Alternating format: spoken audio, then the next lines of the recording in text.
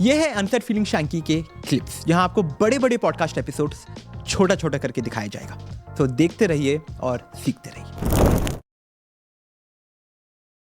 ये शादी से पहले नाउ मेरे को बहुत कुछ जो बात करना है, ये भी इस पॉइंट ऑफ व्यू से बात करना है क्योंकि तुम लोग की शादी हो चुकी है, ठीक है। You are a married couple sitting right in front of me, and ये पहला मैरिड कपल मेरे पॉडकास्ट पे आए हुए हैं। So I have a lot of questions comparing कि शादी से पहले लाइफ कैसी होती है एंड शादी के बाद लाइफ कैसी होती है। सबसे पहले ये साइकोलॉजिकली डिफरेंस कैसे आ जाता है शादी से पहले एंड शादी के बाद किसमें?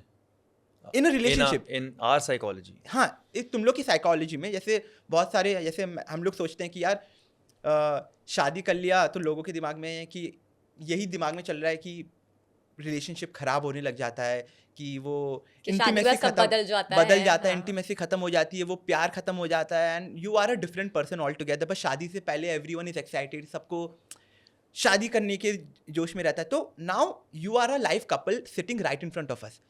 ऐसी स्टोरी जहाँ पे तुम लोग ऑनलाइन मिले हो, यू गॉट मैरिड 6 महीने के अंदर, due to which I believe time एक लिमिट नहीं होता है। You can fall in love with someone 6 महीने में भी, तुम 10 साल भी किसी के साथ होने के बाद भी तुम उनसे प्यार नहीं You करोगे, won't commit to them. you won't commit to them. So I think I want to know from your point कि तुम लोग का ये सेल्फ बिलीफ था, जो साइकोलॉजिकल बिलीफ था शादी पे एंड रिलेशनशिप पे, वो शादी से पहले कैसे थे एंड शादी के बाद कैसे चेंज हुआ? So I think शादी से पहले many people have a very different kind of belief systems and very idealized version of relationship होना कैसे चाहिए, ठीक है। It is from a man's perspective, मतलब लड़का सिर्फ लस्ट के बारे में या सेक्स के बारे में बहुत ज़्यादा सोचता है और उसको लगता है कि प्यार हमेशा ही ऐसे वो स्पाइसी होगा, हमेशा ही ऐसा होगा, बिकॉज 24/7 तुम किसी के साथ रहने की अभी सोच भी नहीं पाते।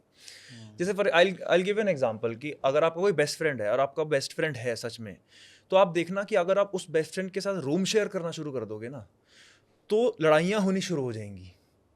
कुछ महीनों बाद, कुछ सालों बाद लड़ाइयाँ होनी, क्योंकि हर आदत, हर हरकत हम नहीं एडजस्ट कर पाएंगे और उसी बेस्ट फ्रेंड के, जिसको हम सो कॉल्ड बेस्ट फ्रेंड बोलते हैं, चिढ़ना शुरू कर देंगे। सो यहाँ पे तो इंटीमेसी है, तो जब तक वो रिलेशनशिप शादी में कन्वर्ट नहीं होता, यू आर नॉट कमिटेड 100%, चाहे 10 साल से भी क्यों ना रिलेशनशिप चल रहा हो, क्योंकि तुम साथ में रह नहीं रहे। द क्लोजेस्ट, अगर शादी के क्लोजेस्ट जो चीज़ आती है वो है लिव इन रिलेशनशिप, राइट, उसके क्लोजेस्ट आती है, बट नॉट एक्चुअली वो लेवल पे भी नहीं रहता है, क्योंकि दो चीज़ें इन्वॉल्व नहीं होती जो मैंने अपनी एक्सपीरियंस में देखा, जिसकी वजह से प्रॉब्लम्स क्रिएट होती हैं, फाइनेंसेस एंड पेरेंट्स। एंड सबसे दो बड़ी चीजें हैं, एंड ये इन्वॉल्व ही नहीं होती जो बंदा 10 साल से रिलेशनशिप में है, क्योंकि तेरे पैसे तेरे, मेरे पैसे मेरे। जब शादी होगी तो वो घुल जाएंगे, अब ईगो क्रिएट होगी कि मैं क्यों तुझे दूं, तू मेरे को क्यों। एंड पेरेंट्स क्यों इन्वॉल्व होंगे जब शादी ही नहीं हुई? तो मोस्टली तो अपने कपल में बताते ही नहीं है ना, लिव इन में भी हैं लेकिन उनको पता ही नहीं मेरी बेटी किसी का लिव इन में, तो वो इन्वॉल्व ही नहीं है, तो कोई रीति रिवाज नहीं, कुछ नहीं, कोई मतलब नहीं। तो जब मतलब ही नहीं है तो रेजिस्टेंसेस बहुत कम है ना, तो इट इज़ वेरी ईजी। 15 साल से वो रिलेशनशिप चल रहा है, कितने सारे केसेस देखे हैं मैंने, 10-10 साल से रिलेशनशिप चल रहा है, शादी हुई 6 महीने में डाइवोर्स हो गया। ओह माय गॉड, क्योंकि रियलिटी चेक अब मिला उनको कि अभी तक दे वर लविंग समवन फ्रॉम अफार, दूर से ही प्यार कर रहे थे वो। तो ये जो तुम बोल रहे हो, इसका मतलब क्या है कि शादी करनी नहीं चाहिए? करनी चाहिए, बट उसके लिए तुम्हें प्रिपेयर्ड होना चाहिए, मेंटली, फाइनेंशियली, इमोशनली। तो मैं इन तीनों चीज़ों के लिए प्रिपेयर्ड था। फाइनेंशियली आई वॉज प्रिपेयर्ड, ठीक है, तो I am a chartered accountant also, as a dating coach also, relationship coach also, ठीक है, रिलेशनशिप कोच ऑल्सो। तो मेरे को पता था ये चीज़ कि कैसे करनी है, क्या करना है, तो मेरे को डर नहीं था मैं किसी के साथ रिलेशनशिप में आ जाऊँगा। इमोशनली मैं रेडी था उस चीज़ के लिए, क्योंकि यस, अकेला इंसान लोनली फील करता है, अब गर्लफ्रेंड है या जो भी है, डेट भी कर रहे हो, बट एक कमिटमेंट चाहिए, मेरे को आगे बढ़ना है, मेरे को ग्रो करना अपनी लाइफ में। तो बिगेस्ट पर्पस ऑफ मैरिज मेरे को जो लगता है इज मैग्नीफाइंग योर इमोशंस। तो मैं इसको समझाता हूँ कैसे। फॉर एग्जाम्पल, आपके साथ अगर कुछ होता है तो आप इमीडिएटली सबसे पहले क्या करते हो? आपके साथ अगर कुछ अच्छा होता है, आपने कोई CA डिग्री क्रैक कर ली या फिर आपने कुछ अचीव कर लिया या आपने पैसे कमा लिए, सबसे पहले क्या करते हो? मेरे पॉइंट ऑफ व्यू से मैं सबसे पहले अपने लव्ड वन को फ़ोन करूँगा। बट हम क्यों करते हैं? खुशी जताने के लिए, खुशी जताने के लिए ना, हम खुशी मैग्नीफाई करने के लिए करते हैं। मैग्नीफाई, एग्जैक्टली, करेक्ट, हाँ। अगर मान लो आपके पास फरारी है, लेकिन आप एक ऐसे शहर, एक देश में हो जहाँ पे आपके दोस्त नहीं है, और आप यहाँ पे हो और आपके पास होंडा सिटी है, लेकिन आपके बहुत दोस्त हैं, तो आपने होंडा सिटी अपने पैसों से कमाई है, या फिर मर्सिडीज है, ठीक है, होंडा सिटी तुम्हें बहुत ज़्यादा उस लेवल पे नहीं लग रही, तो मोस्ट पीपल जो फरारी की बात करेंगे, उनके पास दोस्त ही नहीं है, तो जताने को कुछ नहीं, उनकी खुशी वहीं दब जाएगी। हाँ। और इंस्टाग्राम भी नहीं है शो ऑफ करने को, तो आप बोर हो जाओ, क्या करोगे उस फरारी का। लेकिन यहाँ पे अगर मर्सिडीज और आपके 10-15 दोस्त हैं, अप्रिशिएट कर रहे हैं, घूम रहे हैं, उनके साथ पार्टी कर रहे हैं, तो द तो सेम मज़ा भी थिंग, आएगा। मज़ा भी आएगा। तो सेम थिंग एक्चुअल में क्या होता है, रिलेशनशिप्स मैग्नीफाई और इमोशंस, जो हम खुद में सिर्फ एक हद तक कर सकते हैं। तो शादी अगर सच में एक अच्छे पार्टनर के साथ हो और उसके साथ हम निभाना सीख जाएं, शादी एक स्किल होती है, नेचुरल नहीं होती। ज़्यादातर लोग समझते नहीं है इस चीज़ को, उनको लगता है करियर स्किल होती है, शादी नेचुरल होनी चाहिए, बट शादी एक स्किल होती है। अगर वो स्किल नहीं है आपके अंदर टू अंडरस्टैंड योर पार्टनर, उसकी फाइट को रिजॉल्व कैसे करते हैं, एक्सपेक्टेशंस को अप्रिसिएशन में या एक्सपेक्टेशंस को एंटिसिपेशन में कन्वर्ट कैसे करते हैं। मतलब अगर मेरे को पता ही है कि यार जब मेरी वाइफ को भूख लगती है ना, तो ये हैंग्री हो जाती है, हाँ। ज़्यादातर लड़के नहीं होते, ये हाँ। हैंग्री का कॉन्सेप्ट आई थिंक लड़कियों ने इंट्रोड्यूस किया। तो मैंने इससे पहली बार सीखा हैंग्री क्या होता है, बट मैं पहले एक्सपेक्ट करता रहता था इससे कि यार तू मेरे जैसी क्यों नहीं है, बट देन आई रियलाइज्ड कि अच्छा मेरे को पता ही है हैंग्री होगी, तो मैं पहले से ही खाना ठूसो उसके अंदर। खाना ठूसो। और जैसे उसके मुंह में खाना ठूसता हूँ चेंज हो जाती है, तो मैंने गेम बना ली। ओह वाह। तो when you replace your expectations with anticipation, क्या होने वाला है उसके लिए मैं पहले प्रिपेयर्ड हूँ, and this works in your business field, this works in your finances, in your health also. अभी तो एंटिसिपेट करने के लिए हम हेल्थ इंश्योरेंस करते हैं, तो शादी में क्यों नहीं कर पाते? जो सारे प्रिंसिपल्स हम दुनिया भर में लगा देते हैं, शादी में भी लाइक हो जाएगा, क्योंकि किसी ने आज तक दिमाग नहीं लगाया उसके अंदर कि it takes efforts to make it work. And सिखाने वाले लोग भी कम है, सिखाने इसकी वाले भी अवेयरनेस कम नहीं है ना कि एक स्किल है कि शादी में काम करना पड़ता है, अपने आप फ्लो नहीं करेगी। बिकॉज दो, एंड मोस्टली तो इनफैक्ट इंडिया में अरेंज मैरिजेस होती है, दो स्ट्रेंजर्स 4 दिन पहले मिले, 1 महीने पहले मिले, अचानक से बेड शेयर कर रहे हैं। How do you expect them to make that relationship work? Exactly, ये दिमाग के मतलब। और फिर रैंडम चीज़ें, बच्चा कर लो, नहीं ऐसी ही होती है शादी, नहीं कॉम्प्रोमाइज ही है शादी का दूसरा नाम, ऐसे बिलीफ सिस्टम डाले जाते हैं, और फिर मतलब एक्सपेक्ट करते हैं लोग कि अपनी शादी में फुलफिल फील करें, बट ऐसा नहीं होता, तभी एक्स्ट्रा मैरिटल होते हैं। तो ये जो स्किल सेट बोला है कि यू आर सेइंग कि मैरिज करना एक स्किल होता है, relationship is a skill, relationship is a skill, and marriage के बाद how are you staying together as a couple, as a family, एक स्किल होता है। तो ये स्किल पहले से लोगों में होता है कि they can learn this skill. It is a learnable skill. हर चीज जहाँ पे स्किल है तो वो लर्नेबल ही है। जैसे सेल्स एक स्किल है, इन्फ्लुएंस एक स्किल है, sex is a skill, right. Sex natural तो नहीं होता, it's a skill, you can learn it. So same way understanding a partner and relationship and marriage are different skill sets. God. Dating is a skill. So anyone जो ये episode देख रहे हैं example, and they are married or about to get married, और मतलब आगे जाके 4 साल में 5 साल में शादी करने वाले हैं, and if they start focusing on these things अभी से, डू यू थिंक वो रिलेशनशिप, जो वो मैरिज, उनका सक्सेसफुल मैरिज रहेगा? 100%। if they are working on these Working things, on तो it. वो रेडी हैं। हम लोग क्यों 5-6 महीने में हमारी शादी होगी? क्योंकि हम रेडी थे, हमने बैठ के अपना दिमाग नहीं लगाया और ये नहीं सोचा कि यार चलो डेट करते हैं, चलो एक दूसरे को जानते हैं। हमारा वो था नहीं, हमने कहा जानना है तो शादी के बाद जानते रहेंगे, but we know that we are ready for a marriage एक साथ, तो हमने कर ली क्योंकि हम रेडी थे। एक और चीज़ मैं बताना चाहता हूँ यहाँ पे कि देखो हम दोनों इस फील्ड से थे।